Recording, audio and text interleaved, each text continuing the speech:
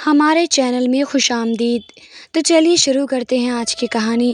میرے گھر کے سامنے والا گھر کافی عرصے سے کرائے کے لیے خالی پڑا تھا۔ وہ گھر جن صاحب کا تھا اس نے میری بہت اچھی سلام دعا تھی، کیونکہ ہم لوگ کافی عرصے سے ایک دوسرے کو جانتے تھے، مگر اب وہ یہ گھر کرائے پر اٹھا کر کسی کو دوسرے علاقے میں جانا چاہتے تھے، مگر اس گھر کا وہ جتنا کرایہ مانگ رہے تھے اس کی وجہ سے گھر کرائے پر نہیں جا رہا تھا۔ میں نے انہیں کافی بار سمجھایا کہ وہ اپنا کرایہ تھوڑا کم کر لیں تو ان کا گھر آسانی سے کرائے پر چلا جائے گا، مگر انہوں نے میری ایک نہیں سنی۔ ان صاحب کے 2 بیٹے تھے اور انہوں نے دونوں کی شادی کر دی تھی، مگر شادی کے بعد دونوں ہی بیٹے الگ ہونا چاہتے تھے۔ ان صاحب نے یہ گھر بہت ہی محبت سے بنایا تھا، مگر اب اولاد کے ہاتھوں مجبور ہو کر وہ یہ قدم اٹھا رہے تھے۔ کافی عرصے تک یہ پریشان رہے، پھر ایک دن سنا کہ اس کو کرایہ دار مل گیا اور اب یہ یہاں سے جا رہے ہیں۔ ان کے یہاں سے جانے پر مجھے بھی دکھ تھا، اس لیے جب وہ اپنا سارا سامان دوسرے گھر میں شفٹ کر چکے تو میں ان سے ملنے گیا تھا۔ وہ بہت دل گرفتہ اور معمول دکھائی دے رہے تھے، ایسا لگ رہا تھا وہ کسی بھی لمحے رونے لگیں گے۔ میں نے انہیں تسلی دی اور ان سے مل کر اپنے گھر آ گیا۔ اگلے دن اپنے گھر کی بالکنی سے دیکھا کہ ان کے گھر میں کرایہ دار آ چکے تھے، مگر اگلے ہی لمحے یہ دیکھ کر حیرت ہوئی کہ ایک عورت باہر گلی میں کھڑی تھی اور اپنی نگرانی میں ٹرک سے سامان اتروا رہی تھی۔ میں نے دل میں سوچا کہ کیا اس کے گھر میں کوئی آدمی نہیں ہے جو یہ اس طرح سے خود یہ گلی میں کھڑی ہے، مگر اس سمے مجھے آفس کے لیے دیر ہو رہی تھی، اس لیے میں ناشتہ کر کے آفس چلا گیا اور پھر اس عورت کو بالکل ہی بھول گیا۔ شام میں جب میں آفس سے واپس آ رہا تھا تو میری نظر سامنے والے گھر پر پڑی، وہاں روشنی ہو رہی تھی۔ میں نے سوچا کہ کل دیکھا جائے گا کہ سامنے کون لوگ رہنے آئے ہیں، مگر اس بات پر یقین تھا کہ اگر پڑوسی اچھے ہوں تو آپ کی آدھی سے زیادہ پریشانیاں حل ہو جاتی ہیں، اور یہی پڑوسی آپ کو برے اور خراب مل جائیں تو آپ کی زندگی بہت مشکل ہو جائے گی۔ اس لیے جب میں نے بھی اس محلے میں گھر لیا، میں نے سب سے پہلے یہاں کے پڑوسیوں کے بارے میں معلومات حاصل کی، اس لیے مجھے اس بات کی بھی کھوج لگ گئی کہ سامنے کیسے لوگ رہنے کے لیے آئے ہیں۔ بھلے وہ کرایہ دار تھے مگر انہوں نے رہنا تو ہمارے ساتھ ہی تھا، مگر اگلے کئی دن تک مجھے اس گھر میں کوئی آدمی دکھائی نہیں دیا۔ مجھے حیرت ہوئی کہ کیا اس گھر میں کوئی بھی آدمی موجود نہیں۔ اسی دن مجھے ہمارے محلے کے حاجی صاحب ملے تھے۔ میں نے اس بات کا صاحب سے ذکر کیا، اس نے کیا تو انہوں نے بھی مجھ سے یہی کہا کہ انہوں نے اب تک اس گھر میں کوئی آدمی نہیں دیکھا، بس ایک اکیلی عورت ہی ہے، اس کے ساتھ کوئی بھی آدمی موجود نہیں ہے۔ مجھے بہت حیرت ہوئی کہ ایک اکیلی تنہا عورت اتنے بڑے گھر میں کیسے رہ سکتی ہے، کیونکہ ہمارے گھر کی عورتوں کو تو گھر سے باہر نکلنے کی بھی اجازت نہیں تھی۔ کچھ دنوں کے بعد وہ اتنے گھر میں اکیلی رہی۔ میں نے حاجی صاحب سے پوچھا کہ آپ نے پتہ کیا کہ اس عورت کا شوہر کہاں ہے؟ جو عورت ابھی تک محلے میں کسی کا گھر بھی گئی ہے اور نہ ہی کوئی اس کے گھر گیا ہے، اور ایسے میں ہم مردوں کا اس کے گھر جانا ٹھیک بھی نہیں ہے۔ میں نے حاجی صاحب سے کہا کہ میں کل ہی اپنی بیگم کو اس کے گھر بھیجتا ہوں، وہ پتہ کر کے آئے گی کہ آخر معاملہ کیا ہے۔ حاجی صاحب کو بھی میری یہ بات بالکل ٹھیک لگی تو انہوں نے مجھ سے کہا کہ ہاں، کل تم اپنی بیگم کو اس عورت کے گھر لازمی بھیجنا، تاکہ ہمیں بھی علم ہو سکے کہ اس کے گھر کے آدمی کہاں ہیں۔ اگر کل کو کوئی گڑبڑ ہو گئی تو لوگ ہمیں ہی الزام ٹھہرائیں گے۔ مجھے بھی حاجی صاحب کی یہ بات بالکل ٹھیک لگی اور میں اپنے گھر آ گیا۔ گھر آ کر میں نے اپنی بیگم سے کہا کہ آپ ذرا کل سامنے جو نئے کرایہ دار آئے ہیں ان کے گھر ہو آئیے گا، تاکہ ہمیں پتہ چل سکے کہ ہمارے سامنے والے گھر میں کیسے لوگ آئے ہیں۔ میری بیگم ذرا تنہائی پسند تھی اور ان سب معاملات سے دور رہنا پسند کرتی تھی۔ میری بات سن کر وہ مجھ سے کہنے لگی ہمیں کیا ضرورت پڑی ہے کسی دوسرے کے معاملات میں ٹانگ اڑانے کی، وہ اپنے گھر میں رہ رہی ہے اور ہم اپنے گھر میں، یہ کہہ کر بیگم میرے سامنے کھانا لگانے لگی تھی، مگر میں نے ان سے کہا کہ آپ بس ایک بار ان کے گھر چلی جائیں تاکہ محلے میں سب کی تسلی ہو جائے کہ اچھے لوگ ہی ہمارے محلے میں آئے ہیں۔ میری بات سن کر بیگم نے ترچھی نظروں سے مجھے دیکھا اور پھر کہنے لگی کہ محلے میں اور بھی لوگ رہتے ہیں مگر آپ کیوں اس معاملے میں اس قدر بڑھ چڑھ کر بول رہے ہیں۔ میری بیگم بھی میری سعادت سے بہت اچھے سے واقف تھی اور ساتھ ہی میری سعادت سے چڑی تھی، اس لیے مجھے سخت سننے کو مل رہا تھا، مگر میں بھی اپنی عادت سے مجبور تھا۔ کئی بار بیگم کے ٹوکنے کے باوجود بھی میں نے اپنی یہ عادت نہیں چھوڑی۔ اگلے دن شام کو زبردستی میں نے اپنی بیگم کو سامنے والے گھر میں بھیج دیا۔ میری بیگم جانا نہیں چاہتی تھی مگر میں نے مجبوراً کرنے پر وہ راضی ہو گئی، مگر انہوں نے یوں خالی ہاتھ جانا مناسب نہ سمجھا۔ گھر میں بریانی بنی ہوئی تھی، ایک پلیٹ میں بریانی ڈال کر وہ لے گئی اور میں بے چینی سے ان کے آنے کا انتظار کرنے لگا۔ میری بیگم کو گئے 2 گھنٹے गुजर चुके थे, मगर अब तक वे वापस नहीं आईं। अब तो मुझे परेशानी ने घेर लिया। एक तो वे जाने के लिए राज़ी नहीं थी और अब गई तो वापस ही नहीं आ रही। काफ़ी देर बाद मेरी बेगम होश-बश वापस आई। मैंने उससे पूछा कि कैसी रही उन सबसे मुलाकात और उनके घर में कौन-कौन है। तो मेरी बेगम ने एक ठंडी सांस भरकर मेरी जानिब देखा और मुझसे कहने लगी कि कुछ लोगों की ज़िंदगी में इतने दुख होते हैं जिनका हम अंदाज़ा भी नहीं लगा सकते। मेरी बेगम के चेहरे पर मायूसी छा गई। मैंने अपनी बेगम से पूछा कि ऐसा क्या हुआ जिससे आप यूँ मायूस हो गई थी। उन्होंने मेरी जानिब देखा और फिर मुझसे कहने लगी कि उस औरत का दुनिया में कोई नहीं। काफ़ी सालों पहले शौहर का इंतकाल हो गया और वह अब अकेली रहती है, मगर एक पढ़ी लिखी औरत है, नौकरी करके अपने खर्चे पूरे कर रही है। उनका कोई भी रिश्तेदार उनसे नहीं मिलता क्योंकि उन्होंने अपनी पसंद की शादी की थी। मगर देखिए उनकी किस्मत में क्या लिखा था। शादी के चंद सालों बाद उनके शौहर का इंतकाल हो गया और वह बिल्कुल ही तन्हा रह गई। मैंने अपनी बेगम से पूछा कि उनके कोई बच्चे वगैरह नहीं हैं, तो मेरी बेगम ने मुझसे कहा कि उनके तो कोई बच्चा भी नहीं है, सिर्फ एक शौहर था जिसका इंतकाल हो गया। ये कहकर मेरी बेगम ने सर झटका। ऐसा लग रहा था कि जैसे वे अभी खुद रोने लगेंगी। मैंने सर बात में हिलाया और आपस में उंगलियां मसलते हुए बेगम का ध्यान बटा के उनसे कहा कि मैं कब से ऑफिस से आया बैठा हूँ, आज तो आपने मुझे खाने के लिए कुछ भी नहीं पूछा। मेरी बात सुनकर मेरी बेगम ने मुझे घूर कर देखा और फिर वहाँ से उठकर मुझसे कहने लगी कि मैं खाना लगाने जा रही हूँ, जब तक आप फ्रेश हो जाएं। जब से आप ऑफिस से आए हैं इसी हुलिये में बैठे हैं। उनकी बात सुनकर मैंने चौंक कर अपनी जानिब देखा। कह तो वह बिल्कुल छींक रही थी। मैं हंसता हुआ वहाँ से उठ गया और फ्रेश होने के लिए चला गया क्योंकि बिरयानी की खुशबू मुसलसल मेरी भूख में इजाफा कर रही थी। अगले दिन मैं ऑफिस जाने के लिए घर से निकल रहा था तो उसी वक्त वह औरत भी अपने घर से बाहर आई। उसने इंतहा खूबसूरत तराश खराश सा सूट पहना हुआ था और उस पर हल्का हल्का मेकअप किया हुआ था। पहली नज़र में कहीं से भी वह बेवा औरत दिखाई नहीं देती थी। मैंने एक नज़र उस औरत की तरफ देखा और फिर अपनी नज़रें हटा ली। अब वो औरत अपने घर का ताला बंद कर रही थी। उसने सर पर दुपट्टा इस तरह से लिया हुआ था कि वह दुपट्टा बार बार नीचे आ रहा था। मुझे उस वक्त उस औरत पर सख्त गुस्सा आया कि वह कैसी औरत थी, एक बेवा होकर अपने घर से इस कदर बंठन कर निकल रही थी। अब वो औरत अपने घर के बाहर खड़ी हो गई और किसी का फ़ोन मिलाने लगी।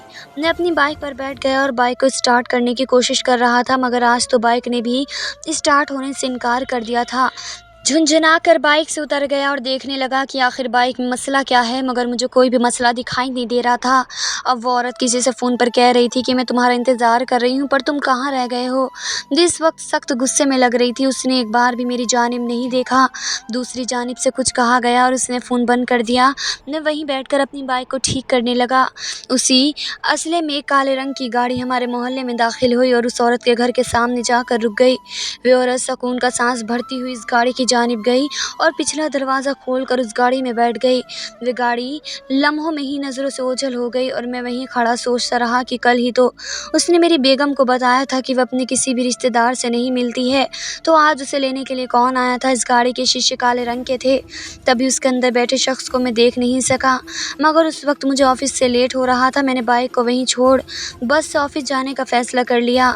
फिर उस औरत को देखकर मुझे अजीब सा एहसास हुआ था। मैं एक औरत होकर इतनी आलीशान गाड़ी में बैठकर ऑफिस जा रही थी और मैं यहाँ एक मर्द होकर बसों के धक्के खा रहा था।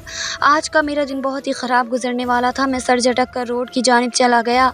मैं रात को इस बात का जिक्र अपनी बीवी से कर रहा था और कहा कि हमारी पड़ोसन एक बेवा औरत है, मगर उसको इस बात का एहसास बिल्कुल भी नहीं। वह बहुत बन सवर कर घर से बाहर निकलती है। मेरी बात सुनकर बेगम ने मुझसे कहा कि क्या ज़रूरी है कि जिस औरत का शौहर इंतकाल कर गया हो वह बनना संवरना ही छोड़ दे।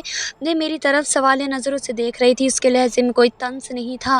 वे बस मुझसे एक सवाल कर रही थी। मैंने अपनी बेगम से कहा कि हम लोग जिस माशरे में रहते हैं वहाँ बेवा औरतों को इस कदर बनना संवरना पसंद नहीं किया जाता, और वैसे भी एक बेवा औरत को ये जेब नहीं देता कि वे गैर मर्दों के सामने अपने हुस्न की नुमाइश करती फिरे। पता नहीं मेरी बेगम ने मेरी बात सुनी भी या नहीं। वे सर झुकाए खाना खाने में मशगूल रही। अब ये रोज़ का मामूल हो गया कि वह औरत सुबह सवेरे ही तैयार होकर घर से निकल जाया करती थी اور رات گئے واپس آتی تھی۔ وہ محلے میں کسی سے ملتی جلتی بھی نہیں تھی۔ اگر محلے میں سے کوئی عورت اس کے گھر چلی جاتی تو بہت اچھی طرح سے پیش آتی اور اچھے سے مہمان نوازی کرتی، مگر خود سے کسی کے گھر نہیں جاتی تھی۔ اسی وجہ سے کوئی بھی اس کے بارے میں زیادہ نہیں جانتا تھا، سوائے ان چند باتوں کے جو اس نے خود ہی بتائی تھی۔ وہ پورا دن گھر سے باہر گزارتی تھی۔ رات کے 8 بجے اسی کالی رنگ کی گاڑی چھوڑنے کے آتی، وہ گاڑی میں سے اتر کر اپنے گھر چلی جاتی اور وہ جس کی بھی گاڑی تھی محلے سے نکل جاتی تھی۔ میں نے کافی بار سوچا کہ میں کسی دن اس گاڑی کو روک کر پتہ تو کروں کہ اس گاڑی میں کون ہے، مگر ہر بار وہ گاڑی دیکھتے ہی دیکھتے محلے سے نکل جاتی اور مجھے اس بات کا موقع نہیں مل پا رہا تھا۔ ایک رات مجھے نیند نہیں آ رہی تھی، مستقل کے اندیشے مجھے ڈرا رہے تھے کیونکہ مکتب نوکری خطرے میں تھی۔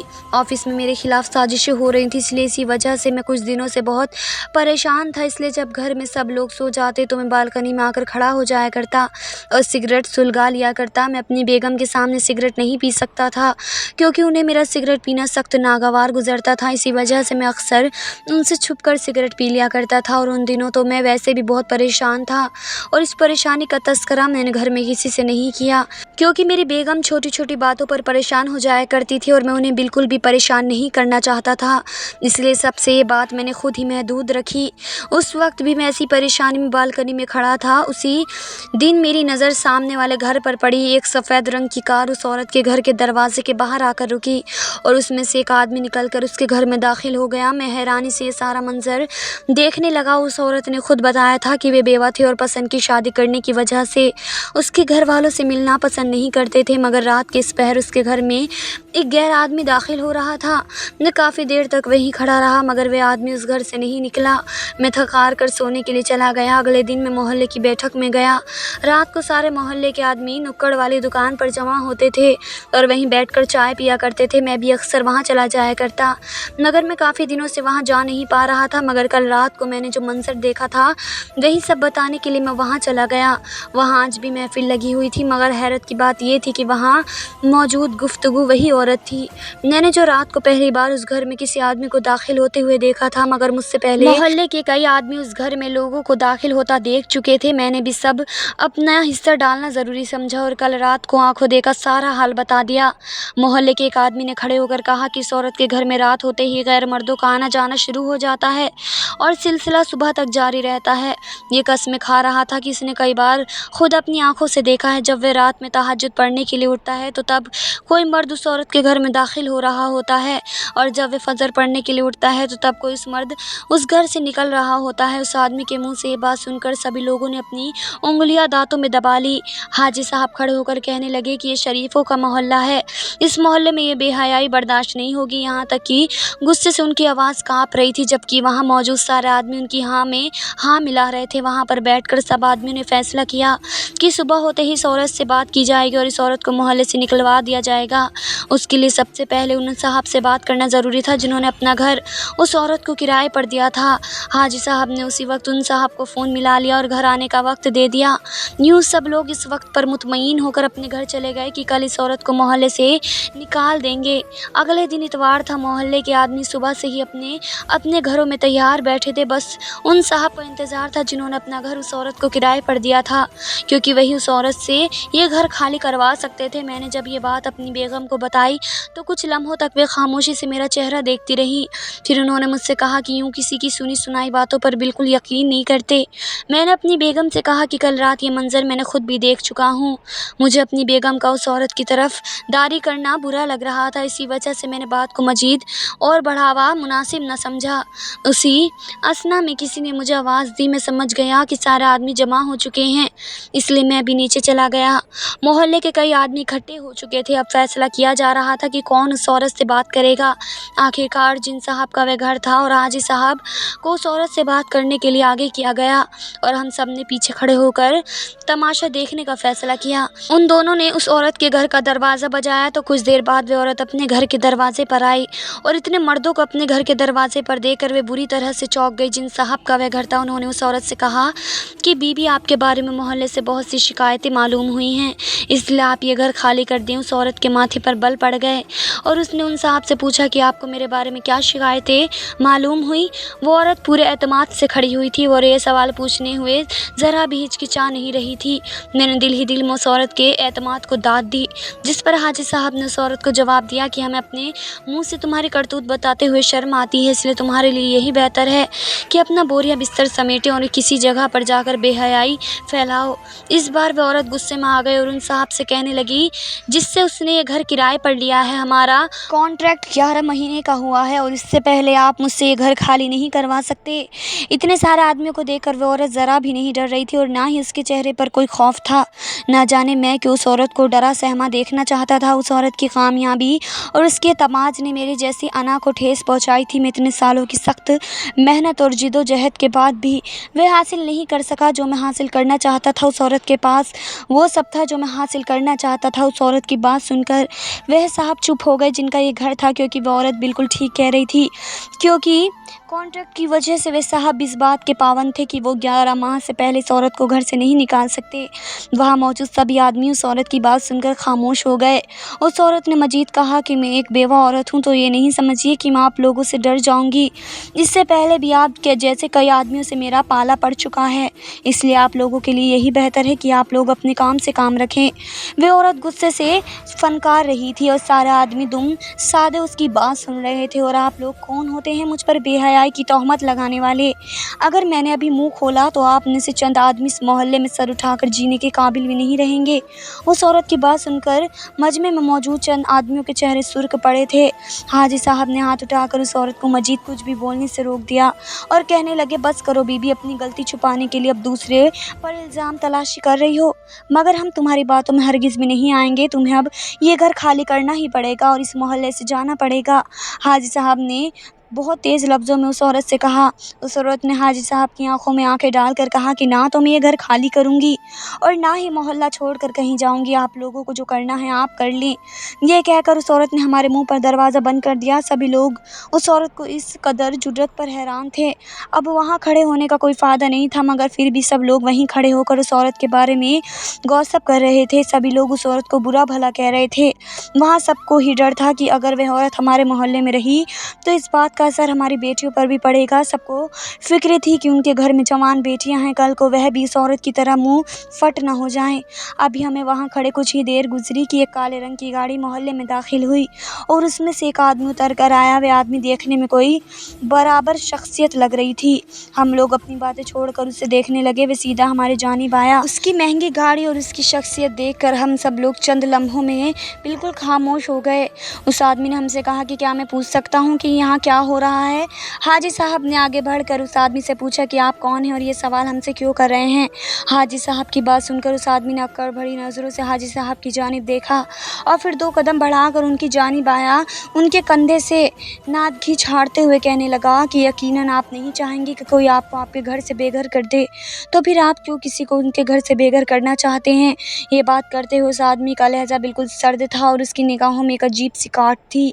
उस आदमी की बात सुनकर हाजी साहब को गुस्सा आ गया और उन्होंने उस आदमी से कहा कि तुम इस औरत के क्या लगते हो जो यूं इस औरत की तरफदारी करने के लिए चले आए हो? तुम जानते भी हो कि वो औरत क्या कर रही है? उसने सारे मोहल्ले वालों का जीना तो दुर्बल कर दिया है। हमारे घर में भी बहन बेटियां हैं, कल को हमें अपनी बेटियों की शादी भी करनी है। ऐसे मोहल्ले में कौन हमारी बेटियों के लिए रिश्ते लेकर आएगा? जिस मोहल्ले में ऐसी औरत रहती है। हाजी साहब इंतहाई उस औरत का जिक्र कर रहे हैं और उस आदमी का चेहरा जब्द से सुर्ख पड़ चुका था। उस आदमी ने हाजी साहब से कहा कि ये बात सिर्फ इतनी सी है कि आप लोगों इनके बारे में एक राय बनाकर बैठ चुके हैं, बगैर कोई सच जाने, बगैर कोई तहकीकात किए।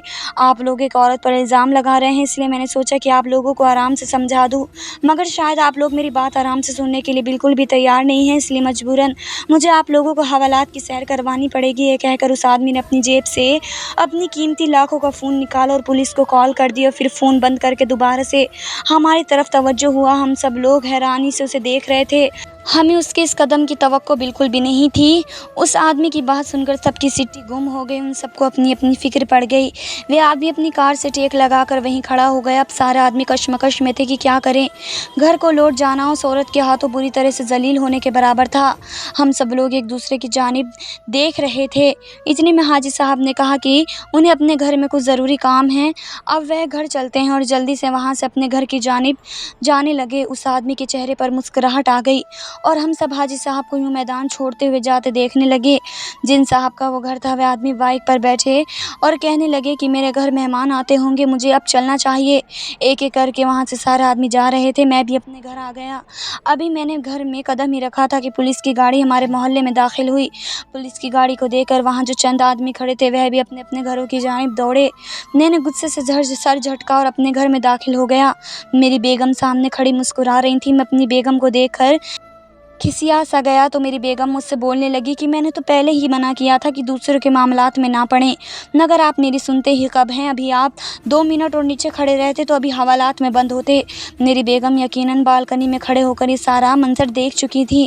میں نے اپنی بیگم سے کہا کہ یقیناً اس عورت کی بہت پہنچ ہے، ورنہ یہ سب کسی عام عورت کے بس کی بات نہیں ہے۔ میری بیگم نے کہا کر سر جھٹک دیا اور میں بالکنی میں جا کر کھڑا ہو گیا اور گلی کا منظر دیکھنے لگا۔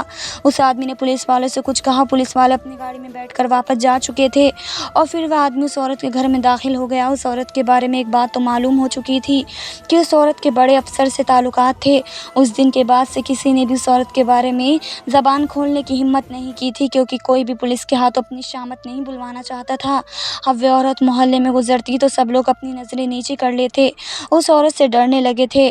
اب تو لوگ بہت ہی کم اس کے بارے میں بات کرتے تھے۔ جس آدمی نے اس عورت کے بارے میں قسم کھا کر کہا کہ وہ پوری رات اس عورت کے گھر میں مختلف مردوں کو داخل ہوتے ہوئے دیکھا ہے، وہ آدمی بھی بالکل چپ ہو گیا تھا۔ اب کوئی بھی اس عورت کے خلاف کچھ نہیں کہتا تھا۔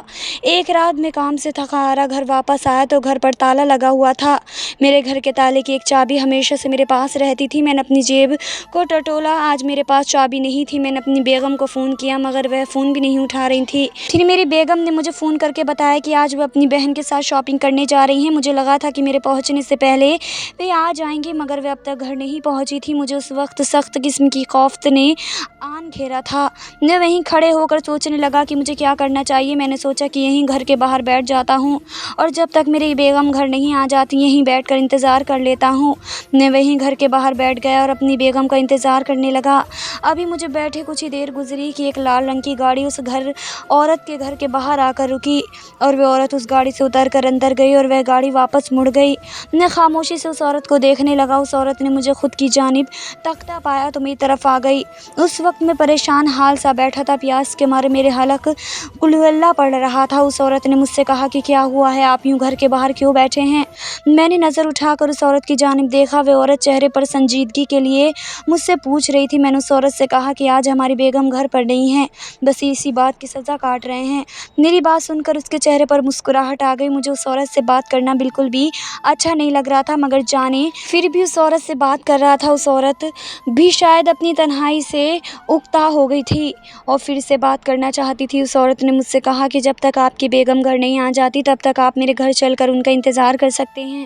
اس عورت کی بات سن کر ایک لمحے کے لیے میں پریشان ہو گیا۔ وہ عورت اپنے گھر میں تنہا رہ رہی تھی اور مجھے اپنے گھر آنے کی دعوت دے رہی تھی۔ مجھے سوچ میں پڑا دیکھ کر اس نے مجھ سے کہا کہ آپ کیا سوچ رہے ہیں، آپ آ جائیں گھر میں، اور خود آگے بڑھ کر اپنے پاس موجود چابی سے گھر کا دروازہ کھولنے لگی۔ میں یوں اکیلے میں اس کے گھر میں جانے تو نہیں چاہتا تھا، مگر میری پردجوش طبیعت نے مجھے اس کے گھر جانے پر مجبور کر دیا۔ میں اس کے گھر میں داخل ہوا تو میری آنکھیں کھلی کی کھلی رہ گئیں۔ اس کا گھر اس قدر صاف ستھرا تھا کہ مجھے یقین نہیں آیا اکیلی عورت اپنا گھر اس قدر صاف ستھرا بھی رکھ سکتی ہے۔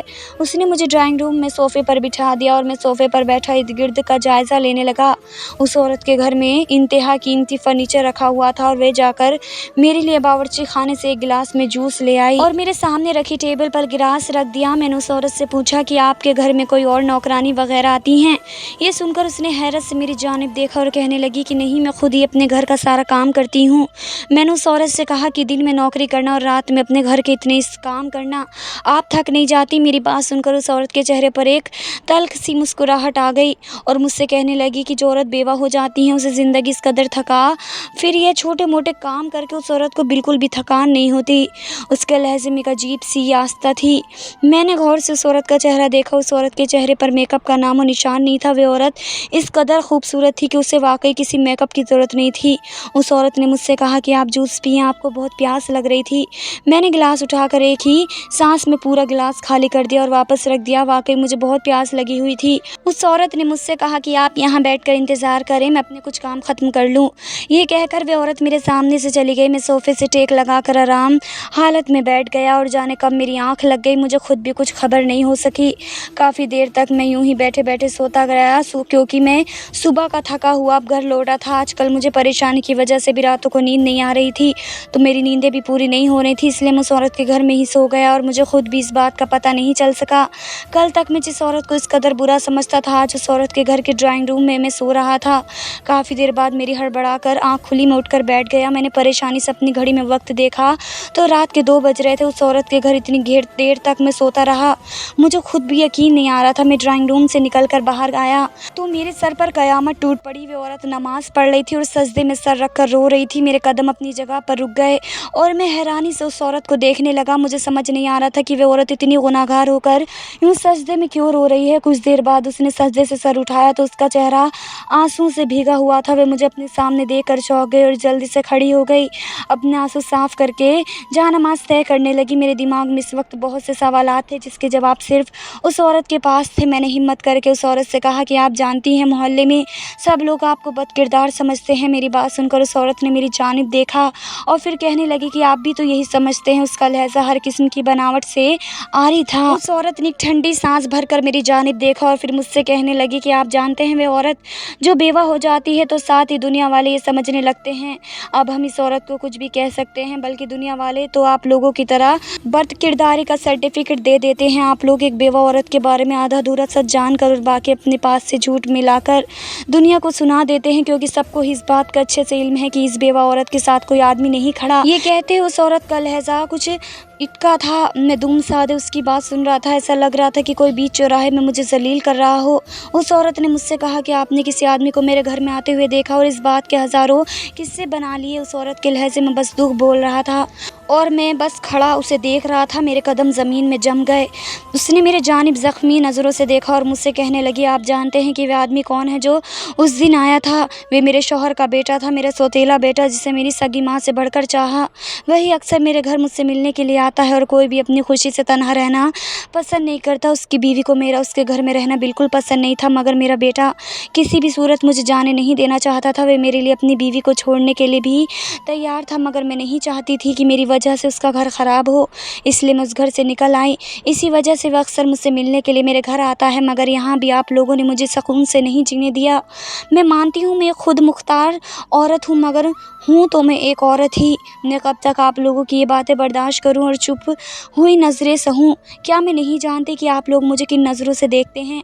आप मर्दों की यही तो कमज़ोरी है, अपने से ज़्यादा ताकतवर औरत बर्दाश्त नहीं होती और फिर उस औरत को तोड़ने के लिए हज़ार जतन किए जाते हैं, जैसा कि आप लोगों ने किया। मगर मेरे शौहर की मौत ने मुझे बहुत मजबूत बना दिया था।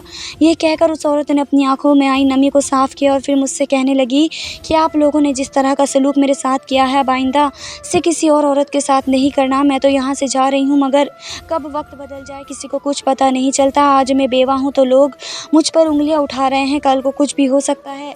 आपकी बेटी भी बेवा हो सकती है, फिर क्या करेंगे आप लोग? इसी तरह से उसके किरदार पर भी बातें करेंगे। वे मेरी तरफ सवालिया नज़रों से देख रही थी और मैं शर्मिंदगी से ज़मीन में गड़ा जा रहा था। आज मुझे लग रहा था कि मेरा कद बहुत छोटा है। मेरा खुद मुख्तार और ताकतवर होना मेरे लिए अजाब बन गया। उस औरत ने मुझसे मज़ीद कहा कि आप जानते हैं मैं ये बातें आपको क्यों बता रही हूँ, क्योंकि जब भी आपने मेरी जानिब देखा तो नफ़रत से देखा, मगर आपकी नज़रों में कभी भी मेरे लिए हसरत नहीं थी। ये कहकर वो औरत सांस लेने के लिए रुकी, मगर मुझे लगा कि अब मैं कभी भी सांस नहीं ले सकूंगा। इतनी देर में दरवाजे पर दस्तक हुई। उस औरत ने जाकर दरवाज़ा खोल दिया। दरवाजे पर वही आदमी खड़ा था। वह अंदर आ गया। उसने गुस्से से मेरी जानिब देखा और उस औरत से कहने लगा कि अम्मी, क्या ये लोग फिर से आपको तंग कर रहे हैं? उसके मुंह से माँ का लफ्ज़ सुनकर मैं मजीद 2 फुट ज़मीन में धंस गया। मैंने एक नज़र उस आदमी की जानिब देखा और उससे कहा कि तुम्हारी माँ वाकई एक बहुत बहादुर औरत है। ये कहकर मैं उस औरत के घर से निकल आया। मैं नहीं जानता था कि उसके बाद मैं कैसे अपने घर तक पहुँचा। घर आकर भी मैं घर देर तक गुमसुम रहा। मेरी बेगम मुझसे बार बार पूछ रही थी कि मुझे इतनी देर कैसे हो गई, और मैं बस खाली खाली नज़रों से उनका चेहरा देख रहा था। आज मुझे अपना और इसका इंतहा भयानक चेहरा नज़र आया था, जिसको देखकर मेरी रूह तक काँप गई। अगर आपको हमारी कहानी पसंद आई हो तो हमारे चैनल को लाइक करें और सब्सक्राइब कर दें। बेल नोटिफिकेशन को भी ऑन कर दें ताकि हमारे आने वाले हर मज़ेदार कहानी आपको वक्त पर मिलती रहे। धन्यवाद दोस्तों।